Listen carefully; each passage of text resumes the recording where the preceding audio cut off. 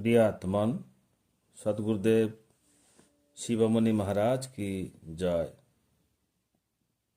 शिवमुनि महाराजंकर मतानुसारे मनुष्य जाति व्यतीत आहुरी भी असंख्य जातिर प्राणी ए संसार रे अछंती, जेपरी पशुपक्षी बाघ बिलेई तथा अन्यान्य बहुत जाति अछंती।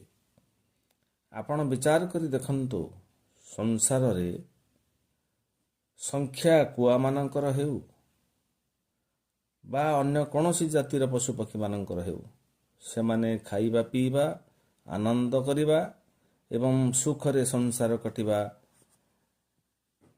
करि आसुछंती। ए सबु कुआंक भितरे ना केही राजा अछि, ना मतवादी नेता अछि, ना राजनीतिक नेता अछंती, ना पुलिस अछि, ना शासन अछि, ना सेना अछि, ना न्यायाधीश अछि। ठीक एहीपरि यांकर भितरे ना केही दाढ़ी रखे, ना केही तिलक लगाए, ना केही माला जपे, तथापि यांकर कौनसी हेले शासक नथाई मध्य श्रृंखलित भाव रे जीवन यापन होइथाए। एथुरु आमे कौन शिखिबा उचित ताहा आपण माने अनुमान करंतु।